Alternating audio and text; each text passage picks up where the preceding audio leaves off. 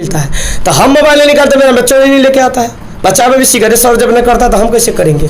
तो पहले गुरुजी को बदलना पड़ेगा। जब गुरुजी बदल जाएंगे, सरकारी स्कूल में देखिएगा टीचर उधर बच्चा अपना चैटिंग चल रहा है, तो ऐसे चलेगा सर? तब तो बच्चों चैटिंग करता है बाहर में जाकर, पबजी मारता रहता है, तो ऐसे नहीं चलेगा। इसके लिए बच्चा को देखिए इस बार भी खैनी पर रोक लग गया है सरकारी स्कूल में। आपको लग रहा है रोक लगेगा? वो कहीं नहीं रोकेगा, कैसे बाहर में जाके मार लेगा, थूक देगा जाके।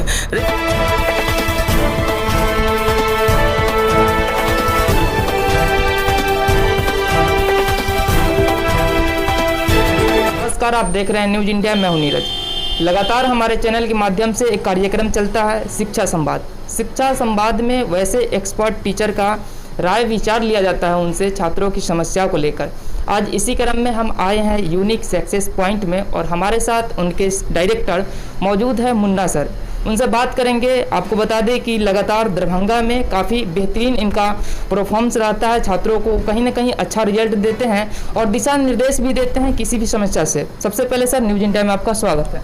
नमस्कार सर, न्यूज़ इंडिया के सभी दर्शकों को मेरे तरफ से नमस्ते है। विषय वस्तु पर ही आएंगे ही, लेकिन सबसे पहले सर हम आपसे कुछ शैक्षणिक ज्ञान ले लें। ये बताइए कि सर कहा जाता है, लोगों के द्वारा कहा जाता है कोई भी व्यक्ति का कमाने का मुख्य कारण होता है कि पैसा कमाना। आप ये बताएं कि जो अनपढ़ या शिक्षित दोनों में क्या अंतर है? अनपढ़ होकर भी पैसा कमाया जा सकता है और शिक्षित होकर भी पैसा कमाया जा सकता है, तो शिक्षा का क्या महत्व है?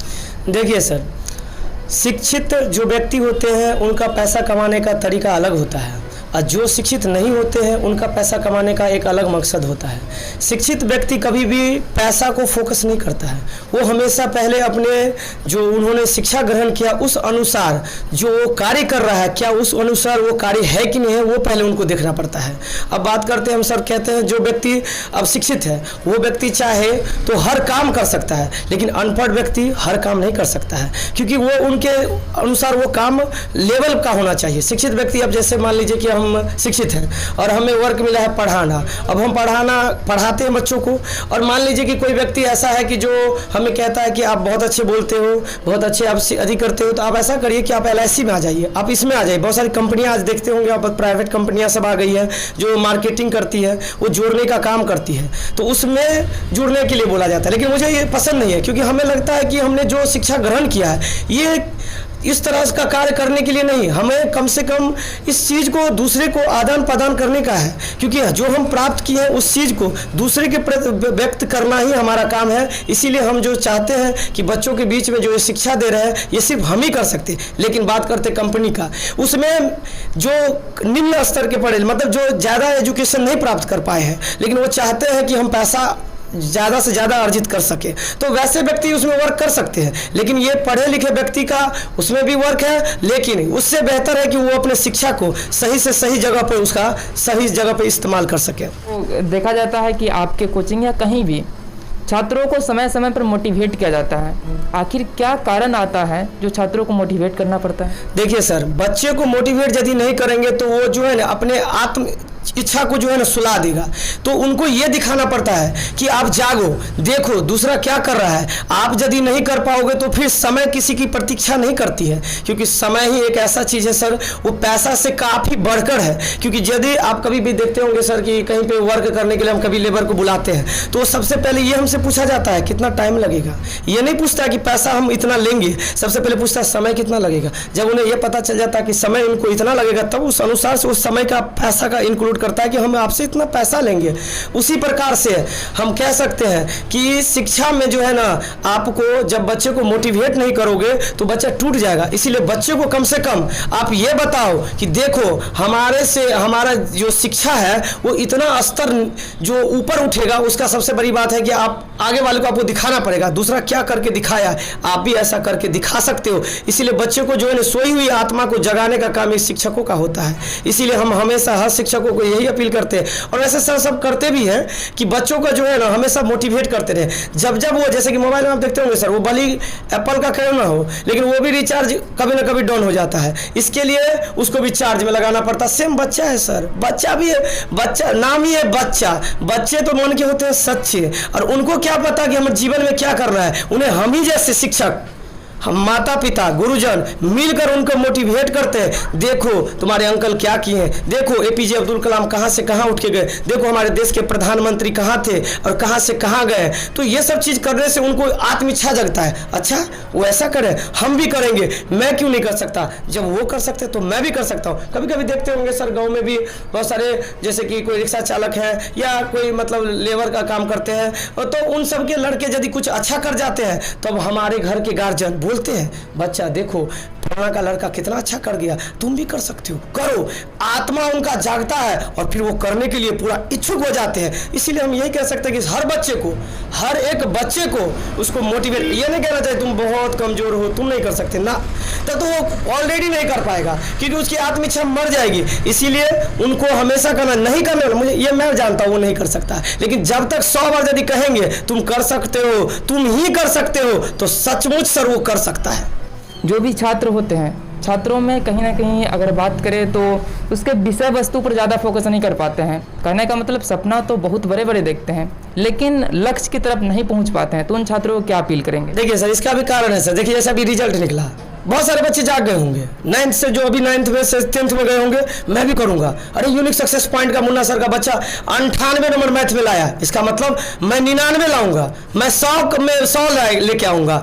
लेकिन वो कब तक सर, बस जैसे OTP नहीं होता है सर, बस सेम जस्ट लाइक वही कि अभी हुआ, उसके बाद 2 मिनट के बाद इसका वैलिडिटी खत्म, वो जाएगा आज ही का आज वो रूटीन फॉलो करेगा। सुबह 4 बजे उठना है, इतना बजे हमको तैयार होना है, नहाना है, सुनाना है, इतना से 10 इतना घंटा पढ़ेंगे, 2 दिन फॉलो करेगा, तीसरा दिन सर भूल जाएगा। क्यों? बाहरी वातावरण पे फिर से इन्वॉल्व हो जाएगा। फिर उनको तो इस चीज़ को कैसे फिर दूर किया जाएगा?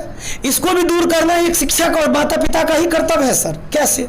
तो देखिए अब वो हम देख रहे हैं 2 दिन से बहुत अच्छा परफॉर्मेंस दे रहा है वो बच्चा, हमको लग रहा है जिसका मतलब ये बच्चा जाग सकता है, इसकी टैलेंट वही शिक्षक और माता पिता जान सकते हैं। फिर उनको बोलेंगे देखो जिस तरह तुमने 2 दिन मेहनत किया है और फॉलो किया, इसका मतलब है कि तू 365 दिन भी फॉलो कर सकते हो। बस ये तुम्हारी आत्म इच्छा को रेगुलेटिव में बदलना है। किसी भी बच्चे को आदत पकड़, वो कोई भी व्यक्ति भी हो तो उनको आदत, कोई की चीज़ में जो है ना आदत पकड़ना और छोड़ने के लिए सर 21 या 22 दिन का समय लगता है। आप उन पे लग जाइए 21-22 दिन, उनको सहलाइए, उनको मतलब एक प्यार दीजिए कि तुम कर सकते हो, तुम करो, तुम में है क्षमता, तुम्हारी कैपेसिटी है, देखो तो किया है, तो वो जरूर कर जाएगा। विषय वस्तु पर आपके आते हैं, अब उन छात्र, बिहार बोर्ड के जो भी छात्र होते हैं उसमें देखा जाता है कि 9th तक उनका मैथ काफ़ी कमज़ोर होता है। जब 10th में जाते हैं तो कहीं ना कहीं बेसिक समझने में काफ़ी समय लगता है, तो उन छात्रों को क्या अपील करेंगे जो बचपन से ही मैथ को काफ़ी फोकस करें और 9th तक के बाद में 10वीं में भी अच्छा नंबर प्राप्त कर सकें? सर सबसे बड़ी बात है, ये सब गलती भी हम ही सब में से शिक्षकों का है। क्या होता है सर, बच्चे को पहले क्या कह देते हैं हम ही सब उनको सिखा देते हैं, अभी तो तुम 5 में हो, 7 में हो, 6 में हो, 8, 9 क्या मैथ हो, उतना उधर टेबल लिखो। देखिएगा जूनियर बच्चे से को जो पढ़ाएगा ना होम ट्यूशन सब या वो सब, दुकान से 20 घंटा लिखता जाएगा, ABCD लिख के देखा, क्यों? उतना रेस्ट ले ले, जोर आवे छो। अब देखिए सर, अब भाई जोर सिखा तो उसके बाद घटाओ तो सिखाओ। अब आप अपना टाइम पास करने के लिए बच्चे को जोड़े पर जोड़ 6 महीना जोड़े तो बच्चा का दुनिया सर एक मेढक की तरह हो जाता है। जिस तरह इंडा में एक मेढक जब उछलता है ना सर, तो वो दीवार से वो दीवार, वो दीवार से वो दीवार, तो मेढक को हमेशा अपने आप में फख्र होता है, दुनिया तो इतना ही बड़ा है जो हम एक छलांग में पहुंच जाते हैं। बाद में जब वो समुद्र में आता है सर, जब बाढ़ आती है उसमें पानी जब इंडा में भर जाता है, जब पानी से मेढक बाहर निकल जाता है इंडा से, तब उसे पता चलता है, छलांग मारता है तो दुनिया का किसी कोना में नहीं पहुंच पाता, तब कहता दुनिया तो बहुत बड़ा है। सेम उसी प्रकार बच्चे की लाइफ है सर। बच्चे 7 में रहते हैं, 8 में रहते हैं, देखिएगा सरकारी स्कूल का स्थिति। आज ऐसा करो, तुम सब आए हो, दुकान से 20 घंटे लिखो, बोर्ड पे लिख दिया कुछ हो, मास्टर यहाँ पर पेपर पढ़ रहा है, अपना बच्चा बैठे हुए है, तो ऐसे चलेगा सर?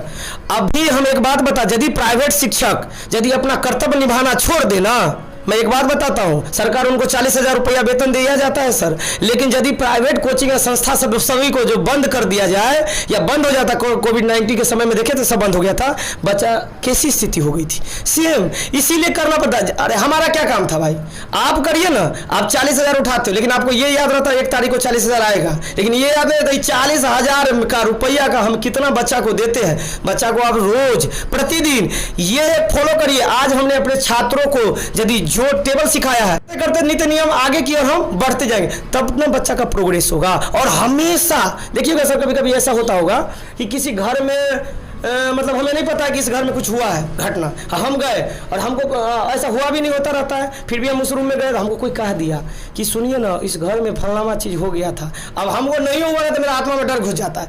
टीचर भी ऐसे करते अरे थोड़ा जोर, तोरा बुते मैथ समझ बस के बात नहीं हो, तोरा मैथ वैथ ना समझ में आओ तो बच्चा ई माइंड में घुसा रहे तो हमें तो मैथ नहीं करेगा और सब तो हम खींच देंगे, लेकिन मैथ हमारा बस के बात नहीं है। लेकिन ये मैं बता देता हूँ कि मैथमेटिक्स ही एक ऐसा सब्जेक्ट होता है जिसमें झूम जाता है बच्चे, लेकिन इनको कहेगा कौन? एक शिक्षक का कर्तव्य होता है, दायित्व होता है कि बच्चा जिस तरह आपने हिंदी में ज़्यादा गौर करिएगा सर, बिहार बोर्ड का बच्चा हिंदी में बड़ा फोकस देगा, ये हमारा हिंदी में कविता याद है। अरे हिंदी जिस तरह का याद होता है ना, मैथ भी उसी प्रकार से उसका सूत्र फॉर्मूला को सही ढंग से यदि याद किया जाए, बच्चे को बारीकी रूप से यदि बताया जाए ना शुरुआती दौर से, तो बिहार बोर्ड अभी भी बिहार मैथमेटिक्स में कहीं पर नाम कमाता है सर। आज भी बिहार के कितने बड़े बड़े का नाम हमने सुना होगा जिन्होंने मैथ के बारे में, इंडिया के बारे में तो जानते हैं आर्यभट्ट ने, जिन्होंने जीरो और पाई का भी खोज यही का किया गया है। तो ऐसा नहीं है, मैथमेटिक्स से डरते हैं दूसरे राज्य के बच्चे कि बिहार का बच्चा आएगा वो यदि इस कंपटीशन फेस करेगा तो पक्का ये मैथमेटिक्स होगा तो ये पक्का ये फेस कर जाएगा, ये निकाल जाएगा। तो इसीलिए मैथ से डरना नहीं चाहिए, मैथ से लड़ना चाहिए। कहते हैं मैथमेटिक्स एक ऐसा पेपर होता है ना जिसे पढ़ने के बाद तो लगता है कि सुकून सा मिला, लेकिन उसके लिए बच्चे को शुरू से प्राथमिक विद्यालय से एक एक पहलू पर ध्यान देना चाहिए और उनको हमेशा यही कहना चाहिए, बाबू रे मैथ सबसे आसान सब्जेक्ट होता है, आप इसको शुरू से यदि देखिए, अब जोड़ आया आप आगे बढ़ते जाइए, उनके आगे बढ़िए, उनके आगे बढ़िए, होते होते आप उसको उसके बाद चैप्टर बाय चैप्टर पर जाइए। एक भी ऐसा सब्जेक्ट नहीं बचेगा, ऐसा कोई भी ऐसा टॉपिक नहीं बचेगा जो बच्चे को समझ में नहीं आएगा। जैसे आप बच्चा को हमने एक टॉपिक दिया कि चलो बाबू ट्रिगोनोमेट्री को आप बनाओ, अब हमने दिया, अब सर हम उसको थ्योरिया नहीं देंगे त्रिकोणमिति का, और बच्चा को बनाने से पहले पता सर हम क्या बोलते हैं, सब आज देखो बाबू रे कल जो पढ़े थे ना उससे आसान, आज ये जो टॉपिक है ना ये सबसे, इस पूरे बुक का सबसे आसान टॉपिक यही है, लेकिन ये मुझे पता है ये कितना अधी है, ये चीज़ सिर्फ मैं अपने अंदर में रखूंगा, लेकिन बच्चे को बताऊंगा तो बच्चा फिर तो वो नहीं समझ। इसीलिए बच्चे को हम हमेशा बोलते हैं ये आसान है, इसको तुम कर सकते, तो बच्चों का इच्छा जग जाता है, अच्छा आसान है तब तो हम कर जाएंगे। और जब ये हम कह देंगे बाबू रे त्रिकोणमिति एक ऐसा सब्जेक्ट होता है जिसमें फॉर्मूला के बेस के आधार पर चलता है, और एक फार्मूला गया तो त्रिकोणमिति का पूरा आप नाश हो जाओगे, आप उससे नहीं समझेगा। फिर बच्चा समझ जाएगा हमारा तो फॉर्मूले याद नहीं होता, अगर मतलब चैप्टर तो अब हमारा बस की बात ना है ना। बच्चा को हम कहते हैं जैसे ना ऑल इज 3 इडियट मूवी आपने देखा ही होगा, उसमें क्या कहता है, दिल को बेवकूफ़ बना के रखो, ऑल इज वेल। इसका मतलब क्या, बच्चे को ये कभी नहीं होने दो कि ये तुम नहीं कर सकते हो, तब तो वो कर ही नहीं पाएगा। इसलिए हम हमेशा बच्चे को कहते हैं तुम कर जाओगे। सर एक आइज फिल्म देखे थे सर, हाँ सर जैसे नहीं बोलता है इससे भी बुरा, उसी प्रकार से उसका जस्ट अपोजिट मैथमेटिक्स, इससे भी अच्छा, इससे भी अच्छा, इससे भी अच्छा और सबसे अच्छा, तब न सर 98 ठोक दिया। यदि उसको ये बोलते हैं कि अरे 10th में मैथ बड़ा हार्ड हो और सब्जेक्ट तब निकाल लेगा तुम, तब बच्चों बुझ जाता, तब लटका लेता मैथ में। इसीलिए मैथमेटिक्स बहुत आसान होता है, हमने बताया ही है कि मैथ है तो माथा है, मैथ नहीं तो माथा नहीं। इससे पहले भी आपने चर्चा किया है, मैथ कहें तो बिहार बोर्ड 10वीं में चैप्टर है, 2-3 चैप्टर के नाम बता रहे हैं, जैसे कि आपने अभी जिक्र किया है त्रिकोणमिति की और कहीं ना कहीं जियोमेट्री, ये दोनों में छात्रों की काफ़ी समस्या आती है। आप इसे इस तरह बताएं कि छात्रों की समस्या ना आए और उससे उबर सके। देखिए सर, दोनों सब्जेक्ट का जो चैप्टर का जो आप नाम बताए वो सबसे आसान है, लेकिन उसका पढ़ाने का तरीका होना चाहिए, स्टाइल होना चाहिए।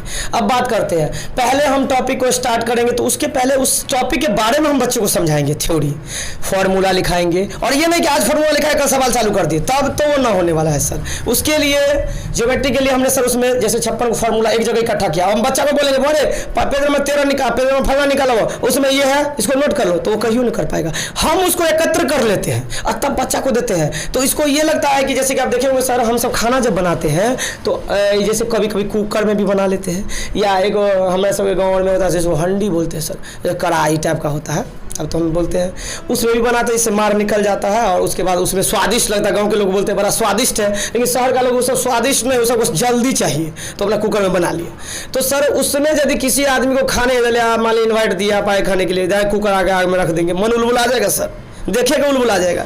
जैसे शादी ब्याह में जाते हैं देखते होंगे तते आइटम बनता है, 4 को छुट्टी हो जाता है, हाँ यही दुए वो आइटम है, लेकिन भारी परिपूर्ण है ना, तो मन एकदम आज तो दिए हम दंदना दिए।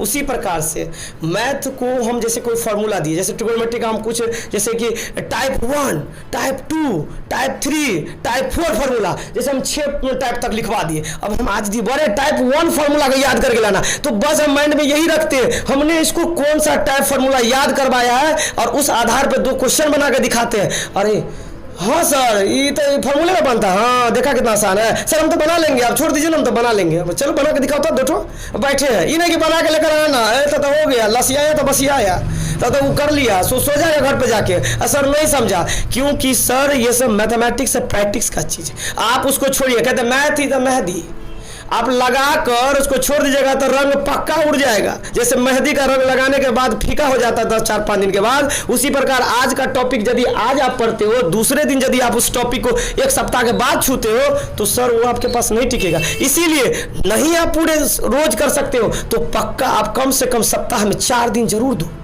क्योंकि ये आपके जीवन का एक नींव है। सही बोले सर, आपको हम ये कह सकते हैं कि ये कोई बड़ी बात नहीं है। तो हम टाइप 1 पढ़ाने के बाद फिर टाइप 1 का पूरा फार्मूला को उसको जो भी आधारित क्वेश्चन वो सॉल्व कर लिया। फिर बोले बोरे टाइप 1 के ही जैसे जुड़वा भाई नहीं होता बोरे सेम टू ये दूसरा है। हाँ सर, अरे देखो ना तुम बना के, सर सही बोलते हैं, ये तो जुड़ सेम लगता है, तुरंत बना लिया। तीसरा ऐसे कर कर उसको पोलिया के जैसे को अपना सब 6 में सर हम सब सरकारी स्कूल से पढ़े हैं सर। 6 क्लास में झांसी की रानी सुभेंद्रा कुमारी चौहान का लिखा हुआ है सर, तो 7 पेज था। एगो हवा हूँ हवा में बसंती हवा, वो भी बहुत बड़ा पेज का था। तो हमरा सबको टीचर क्या करते पूरा याद करके ये कर लेते, दे तोड़ देबो। अब सोचते थे रे भाई इतने बड़का सब कैसे याद कर पाएंगे, लेकिन इसी चीज़ को सर हम अपने माइंड से सोचिए। एक दिन सोचे मेरे एक अच्छा जगह पकड़े, वो हमको क्या बोले, वो अरे तू एक पैराग्राफ खाली याद करके लेके आओ जिसमें 4-5 लाइन था। हम सुना दिए, दूसरा दिन फिर एक पैराग्राफ, तीसरा दिन फिर एक पैराग्राफ, एक दिन बोला कि पूरा सुना, हाँ सर पूरा सुना देंगे, पूरा सुना दिए। और यही बोलते हैं बोला बोझा उठा कर ले और जाके तू हमरा याद होता, हमरा सर कभी जिंदगी में नहीं याद होता हुआ, ना किसी से भी नहीं याद होता है। हाँ वही कर सकता है जिसमें ज़्यादा टैलेंट है, वो तो कोई भी कर सकता है, लेकिन हर कमजोर बच्चे को आगे बढ़ाना ये सबसे बड़ी बात होती है। तो उसको कैसे याद करवाना ये एक शिक्षक के हाथ में होता है। बच्चे को हम जानते हैं जो 4 बच्चे हैं तो 4 का 4 प्रकार का बात होगा। एक होगा जो देंगे अभी ये कर लेगा, एक होगा जो 2 घंटा के बाद उसके माइंड में घुसेगा, तीसरा होगा कि सर हम 5 बार बनाए ना तब हमको पता चल गया, अब चौथा होगा कि कहेगा सर हमको तो होता ही नहीं है। तो सबके आधार पर अलग अलग का अलग अलग इलाज आप डॉक्टरे में देखते होंगे। अब कितना देखिएगा लोकल दुकानदार सब गाँव में देखिएगा ना सर, माथा दुखाइया तो एक दवाई दे देगा, पेट दर्द हम गए थे एक दिन पेट दर्द करता, वो हम लोग को वही दिया टैबलेट, दूसरा जो दिया ना वो वही टैबलेट दे दिया। हम दर्द करता है ना जी, तो यही है। अब ऐसा नहीं होता है। अब हम क्या करते हैं सर, यहाँ पर जो ज़्यादा टैलेंटेड बच्चा होता है उसको हम एक जगह, क्यों वो फास्ट दौड़ने वाला, कहते हैं घोड़े के रेस में गधे की जरूरत नहीं होती है, तो या तो गधा चल जाएगा या तो घोड़ा का दौड़ने नहीं देगा।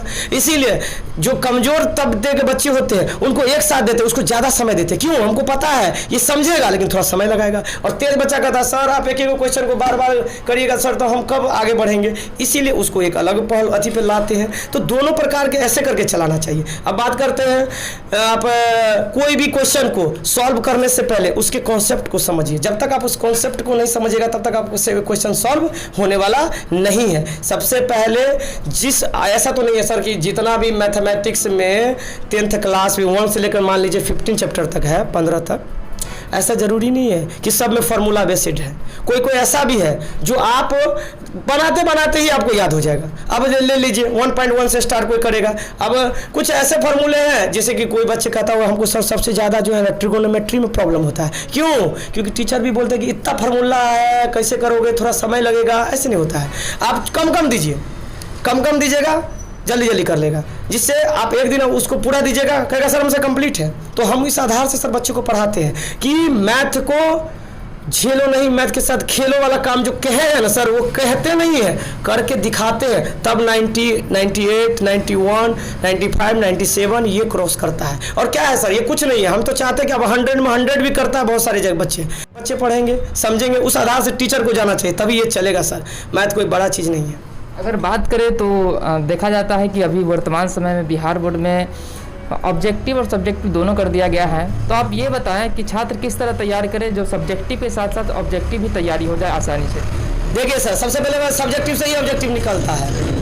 तो अब जो सब्जेक्टिव का यदि आप सही से प्रिपरेशन करिएगा, अब यदि आप सही से सब्जेक्टिव के बारे में जान जाइएगा ना, तो ऑब्जेक्टिव निकालना कोई बड़ी बात नहीं है। बड़ा से छोटा निकलता है, कभी छोटा से बड़ा नहीं निकलता है। छोटा से बड़ा कैसे निकलेगा? एक बड़ा सा कोई चीज़ है, पेपर, हम उठा रहे बोलेंगे इसको छोटा करो, तब हम कर सकते। एक छोटा करके बड़ा कर दो, कैसे करेंगे? नहीं होगा ना। इसीलिए कभी भी सब्जेक्टिव को सबसे पहले आपको समझिए। जिस दिन आप सब्जेक्टिव को सही से समझ लीजिएगा, थ्योरी समझ लीजिएगा, उसके साथ आप खेल लीजिएगा, तो ऑब्जेक्टिव कुछ बड़ी बात है ही नहीं। हम तो ऑब्जेक्टिव ही पढ़ाते, सॉल्व करते हैं ट्रिक पर। तो ट्रिक कौन समझेगा? जो पहले उसका बेसिकल समझेगा वही समझ सकता है। आधा कौन समझेगा? जो पूरे के बारे में जानता है वही आधा समझेगा। इसीलिए सबसे ज़्यादा फोकस आपको सब्जेक्टिव पेपर में देना चाहिए। जिस दिन आप सब्जेक्टिव में मैथमेटिक्स में अच्छा कर लोगे, उस दिन ही आप ऑब्जेक्टिव का 50% नहीं 75% क्वेश्चन स्वयं सॉल्व करोगे। 25 का जो समस्या फंसेगा वो शिक्षक गणों के आदेश के अनुसार से सर कैसे सॉल्व करेंगे, उनको सर हेल्प करेंगे, उसके आधार पर वो सॉल्व कर लेगा।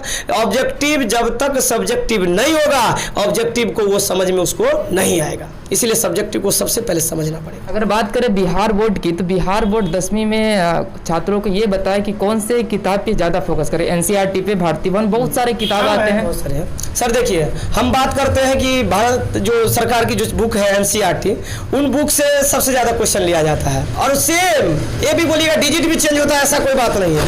और हम बात करते हैं सर बुक का, तो आप सबसे पहले एनसीईआरटी बुक लीजिए, और उसका जो आप एसएसटी की पार्ट करते हैं वो बीटीसी का ले लीजिए, और साइंस का है जो आप भारतीय भवन का इस्तेमाल करिए, आपको अच्छा से अच्छा रिजल्ट आएगा। क्यों? अब सर एनसीईआरटी का यदि हम साइंस लेते हैं, उसका बेसिकल बहुत अच्छा होता है, एनसीईआरटी का साइंस का भी, लेकिन उसमें ऑब्जेक्टिव थोड़ा कम है। तो अब थ्योरी जो बच्चे आराम से पढ़ेंगे, एक एक लाइन को अंडरलाइन करेंगे, ठीक है, तब पेंसिल लेंगे उसको अंडरलाइन करेंगे, तब उनको ऑब्जेक्टिव बनेगा। सब्जेक्टिव तो उसमें बहुत ही अच्छा है।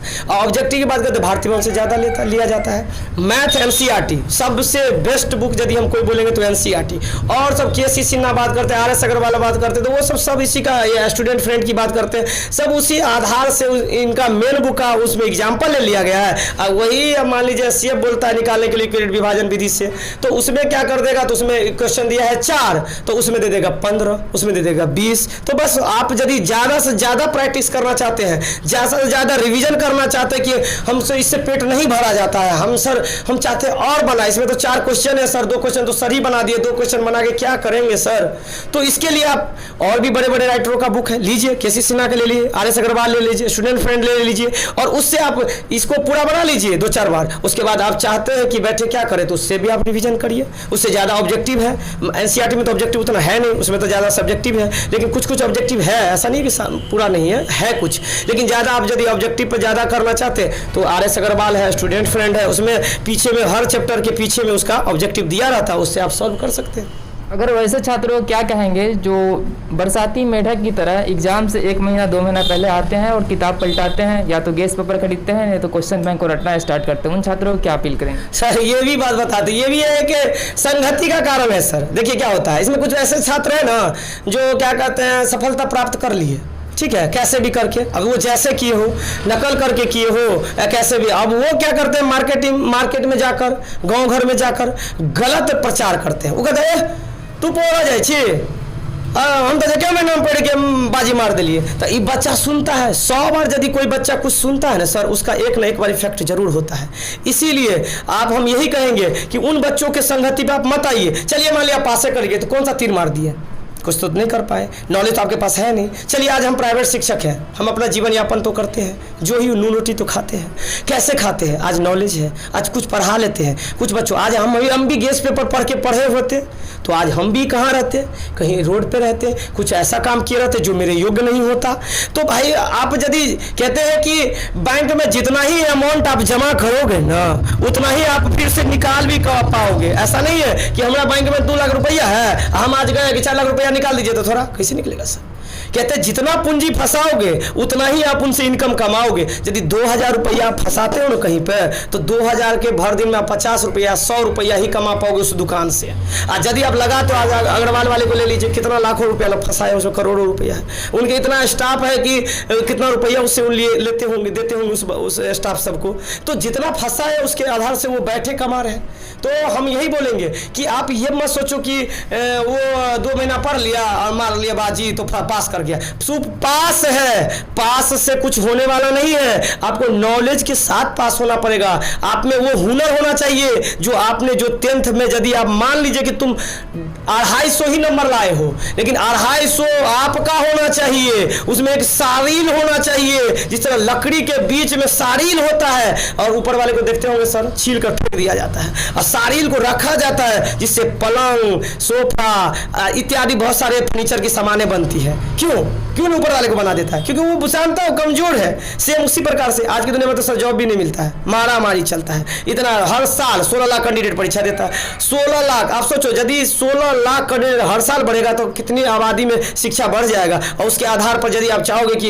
ये अलग अलग ये छरगड़ वाला पढ़ाई पढ़े तो कैसे आगे बढ़िएगा? तब सिर्फ आप पास करिए, डिग्री लीजिए और घर में टांग भी तो नहीं हो सकते हैं, कहीं रख दीजिएगा कोना में और उसके बाद आप आराम से सो जाइए। सबको खाली कहना पड़ेगा हम पढ़ने, हम मैट्रिक में पास छियो, तो सिर्फ पास छियो, वैसे होने वाला कुछ नहीं है, समझे सर? इसीलिए उनको नॉलेज के साथ पढ़ना चाहिए। वैसे छात्रों क्या दिशा निर्देश देंगे जो 10वीं पास कर चुके हैं, आगे मैथ से आगे की पढ़ाई करना चाहते हैं, उन छात्रों को क्या अपील करेंगे, कौन कौन से कोर्स आगे चल के करें? देखिए सर, सबसे बड़ी बात है जो भी छात्र मतलब इस बार 10th की परीक्षा में सफल हुए हैं, उन सभी छात्र को हमारे तरफ से बधाई है, शुभकामना है, जो उनका भविष्य उज्जवल हो और अपने राज्य और देश का नाम, अपने माता पिता के साथ साथ परिवार का नाम को रोशन करें। और हम ये कहते हैं कि सर यदि आप कोई भी मतलब डिवीजन से आप मैट्रिक कैलकुलेशन पास किए हैं तो ये आप अपने आप पढ़ लीजिए कि हमें किस पेपर में सबसे अच्छा लगता है, और सबसे पहले आप पता लगाइए कि कौन से पेपर से क्या किया जाता है, जिसके आधार पर आपको ये पता चलेगा कि हमें इस फील्ड में जाना चाहिए था और इसके आधार पर ये पेपर हमें चूज करना चाहिए था, लेकिन हम कर नहीं पाए तो बाद में पछताइएगा। तो बाद में पछताने से क्या फायदा? कहते हैं जब चिड़िया चुन गई खेत तब पछताने से क्या फायदा? तो अभी आपका समय, अभी देखिए सर क्या होता है, नया नया जब देखिएगा ना सर, जब दूल्हा रहता है ना, जब शादी होने के लिए जब देखिएगा जाएगा तो किसी प्रकार का भी वो दूल्हा होगा ना, भले उसका भले गाँव में पहले वैल्यू नहीं था, लेकिन जिस दिन शादी रहेगा ना खूब पॉलिश मारेगा, बगलों वाला 4 गो गम अति उठाएगा तो लिया, ए चाचा ए फलवा जगह तो पाउडर लगा है जी, तो उसको जल्दी पोछ दो। 2 दिन बिया हो गया ना भोरे, रे बउआ कने दत में ला दे तो चौक पर हमारा छुट्टी नहीं है। और जिस दिन शादी रहेगा बोरे कने चल दे बाजार, हाँ चाचा जी लाइए ना ला दे। क्यों? उनको लोभ रहता है। सेम उसी प्रकार से आज जो मैट्रिक पास किया ना, 1000 आदमी उनको डायरेक्शन देने वाला मिल गया, लेकिन जब वो मैट्रिक में थे ना कोई नहीं था उसके साथ। कहते हैं सफलता में लाखों लोग आपके साथ होंगे, ठीक है, लेकिन जब तक आप कुछ करिएगा नहीं तब तक कोई नहीं रहेगा। इसीलिए सफल बनिएगा तो 1000 आदमी, मौसी का बेटा फोन करेगा, तू साइंस लेना, तुम अच्छा स्टूडेंट है। क्या आपने देखा था कि वो अच्छा स्टूडेंट है? क्या कभी आप उनको जाके 2 क्वेश्चन बताए थे? नहीं ना बताए थे। कौन जानता है इसके बारे में? या तो वो शिक्षक जानते हैं जिन्होंने उनको पढ़ाया है, या वही बच्चा जानता है कि हमने ये नंबर जो ऑब्टेन किया है ना वो कैसे प्राप्त किया है। वो उस शिक्षक और उस बच्चे और उनके माता पिता के अलावा वो जो बाहरी आदमी आकर जो बोलते हैं ना, तुम आर्ट ले लो, कॉमर्स ले, बिना जजमेंट किए, बिना चेक किए हुए जो बच्चे को कहते हैं ना, तो बहुत बुरा लगता है सर, हमको बहुत बुरा लगता है। अरे भाई उनसे पूछो ना, जिनका है उनसे पूछो। ब्याहों में सर लोग दूल्हा से पूछा जाता है कि भाई वो लड़की पसंद है कि नहीं है, तो उनका भी हक है, उनका भी हक है। जो आगे बढ़ेगा तो उनको आर्ट लेना है तो आर्ट लेने दीजिए, उनको मैथ में मन लगता है, इंजीनियर बनना चाहता है, उनको मैथ लेने दीजिए, उनको बायो में मन लगता है, वो चाहता है कि हम डॉक्टर बने तो बायो लेने दीजिए। आप उनको कॉमर्स में इच्छा करता है, वो चाहता है सीए करे, उनको करने दीजिए। बच्चे से पूछिए वो करना क्या चाहता है, कि ये भी ना सोचे कि हमें कम नंबर आया तो हम नहीं कर सकते। अरे भाई आप भी कर सकते हो, आप भी इतिहास लिख सकते हो, आप भी सब कुछ कर सकते हो जो 450 लाया उसकी अपेक्षा। ऐसा नहीं है कि एक बार असफल हो गए तो बस मेरा काम खत्म ना। जीवन में इंसान को वही हरा सकता है जो इंसान स्वयं होता है वही, क्योंकि पराया उसको हरा नहीं सकता। आज चाहेंगे मैं हार गया तो मैं हार गया अपने जीवन से, और जब तक मैं कहूँगा मैं चल सकता हूँ, मुझ में है ताकत। क्या था, सुने होंगे सर, एक मोबाइल बना था दशरथ राम माझी का नाम, कहते हैं जब तक तोड़ेंगे नहीं तब तक हम क्यों नहीं कर सकते हैं। तो इसीलिए हम कहेंगे उस बच्चों को कि बाबू रे आप अपने आत्मिच्छा से पूछो हमें कौन सा पेपर लेना है और हमें किस पेपर में सबसे अच्छा लगता है और कौन सा चीज़ हमें करना है। एनडीए करना है, या हमको सब इंस्पेक्टर बनना है, या आईएएस बनना है, डॉक्टर बनना है, इंजीनियर बनना है, सीए बनना है, जिस भी फील्ड में जाना है आप उस फील्ड के आधार से पहला कदम उठाइए। यही कदम आपको कहते हैं इंटर प्रवेश, इसका नाम है प्रवेश। वो मैट्रिक वो तो खेल कूद था, वो हो गया खत्म। अब आप प्रवेश करोगे, अब 18 साल की उम्र भी आपके पुर जाएगी ये करते करते। इसका मतलब आप उस योग हो जाओ कि आप कुछ कर सकते हो। तो इसलिए अब जो कुछ करोगे तो ये आपका पे ही निर्भर करेगा कि आप कौन सा काम करना चाहते हो, किस आधार से विषय चूज करना चाहते हो, अब आप करो। लेकिन ये मत कि वो कहा तो ये ले, मेरे सर कहे ये ले लो, मेरे सर पढ़ाते 8 तो मैं बोलूँगा 8 ले रे बच्चा। कल बने हम तो 8 पढ़ाते हैं यहाँ पे 11 12 को। हम अपने बच्चे से किसी से भी नहीं बोलते कि तुम्हारे तू 8 ले लो, क्यों नहीं बोलते हैं? कल मान लीजिए असफल हो गया वो 8 में लेने के बाद, उसका मकसद पूरा नहीं हुआ, कल बने वो हमको बोलेगा मैं मुन्ना सर ही थे जिन्होंने हमें 8 से दिलाकर मेरा भविष्य को बर्बाद कर दिया। मानो, लेकिन एजुकेशन चूज करने में अपने आप को ही समझो कि हमको ये विषय लेना है, तभी आप आगे बढ़ सकते हो। किसी के दोस्त ने ले लिया मैथ, अब हम हैं ऑटो लायक नहीं, अब हम बोलते अगर पापा वो साइंस ले ले हमारे दोस्त तो हम भी साइंस ले लेंगे। ऐसा नहीं करो बाबू, देख हुआ नहीं है, देख हुआ वाला काम मत करो। देखास करना है तो ऐसा करो कि वो पढ़ता है 12 घंटा तो हम पढ़ेंगे 14 घंटा, ऐसा देखने वाला काम शोभा देता है। लेकिन विषय चूज करने वाला देखो सा वाला काम शोभा नहीं देता है सर। मैं कहूँगा उच्च छात्रों को क्या आश्वासन देंगे? कहीं ना कहीं बिहार बोर्ड में देखा जाता है कि कभी कभी जो पढ़ते रहता है छात्र काफ़ी मेहनत करता है, लेकिन उसको उस विषय में फेल कर दिया जाता है या वो पास नहीं कर पाता है। उन छात्रों को कहीं ना कहीं बिहार बोर्ड की लापरवाही के कारण, तो उन छात्रों को क्या आश्वासन देंगे? देखिए, जिन छात्रों में मान लीजिए किसी भी पेपर में यदि उनको मान लीजिए असफलता प्राप्त हुआ है, हम यही कहेंगे कि आप संघर्ष करिए।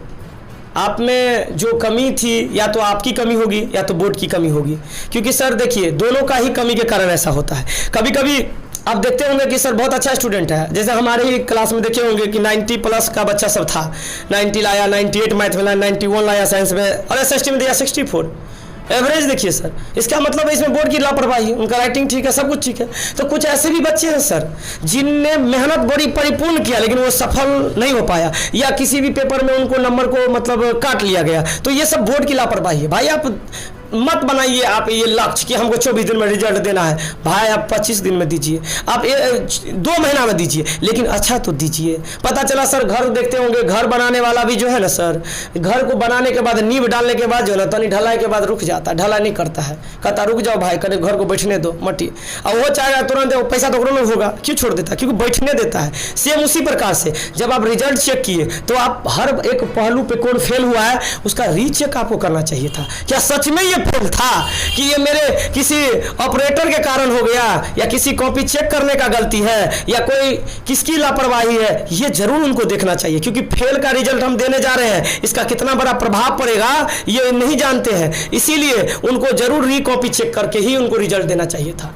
तो बहुत सारे ऐसे बच्चे हमको बोले हैं कि सर बताइए, हमारा हर पेपर में अच्छा है और मैथ में यदि इसमें साइंस में ऐसा कर दिया, SST में ऐसा कर दिया, तो ऐसा नहीं करना चाहिए। और बच्चों को भी हम कहेंगे, कभी कभी आपकी भी लापरवाही होती है। गुरुजन आपको बोलते रहते हैं, बाबू रे आपका ये पेपर थोड़ा और मेहनत करने की चीज़ है, आप इन पर मेहनत करें, आप इन पे समय दीजिए, रूटीन बताया जाता है, लेकिन आप लापरवाही। तभी समझते हैं कि अब हमारा कौन रोकने वाला है, सर का काम है पढ़ाना, तब तो ना होगा। सर आपके भविष्य के बारे में सोचते हैं, सर थोड़ी ना सोचते हैं कि आपको कम नंबर आ जाए जिसके सर का भी प्रतिष्ठा इज्जत चले जाए। सर हमेशा चाहते हैं, जैसे माता पिता चाहते हैं कि मेरा बच्चा कुछ करके भी आता ना, तो माता पिता का हमेशा चाहता है मेरा बेटा नहीं किया होगा। क्यों? क्योंकि उनसे वो प्यार करते हैं। सेम शिक्षक भी हमेशा शिक्षक को यही देखिएगा, बच्चा फेल भी हुआ रहेगा ना तो ये जरूर बोलेंगे मेरा बच्चा में गलती नहीं होगा, वो जरूर वो कॉपी वाले का होगा। पता है क्यों? क्योंकि उनको पता है कि बच्चा से लगाव है। और ऐसा होता भी है कि बच्चे में भी कभी कभी गलती होती है और कभी कभी वो चेककर्ता में भी गलती होती है। तो हम यही कहेंगे दोनों को सूझ समझ के साथ अपना आगे का जो अब जो नेक्स्ट समय में 2023 में जो आएगा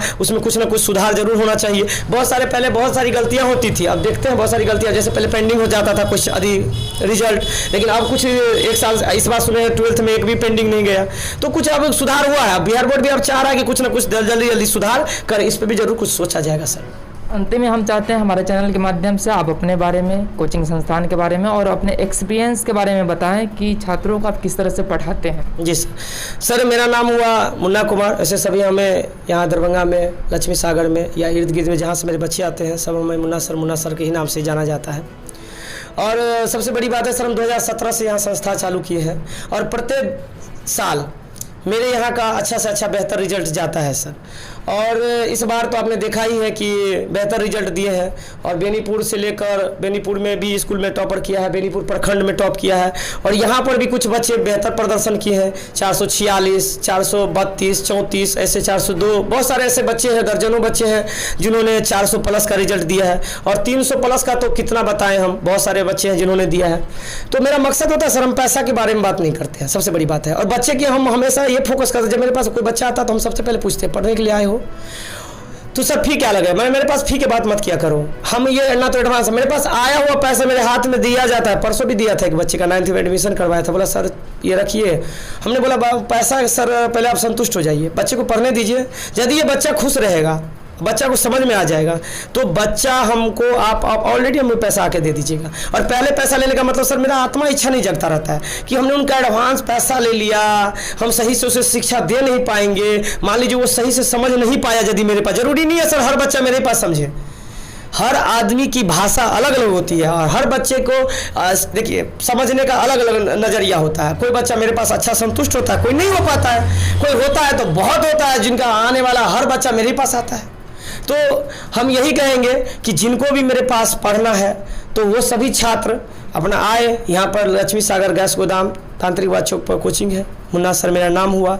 और सबसे बड़ी बात है कि हमारे पास आने के बाद आप पढ़ के देखें, और मैथमेटिक्स हो या साइंस हो या SST हो, मैथिली हो, संस्कृत हो, कोई भी ऐसा पेपर यदि यहाँ पर आपको लगे कि हमें समझ में नहीं आता, आप हमें पैसा मत दीजिए, पहले आप पढ़िए।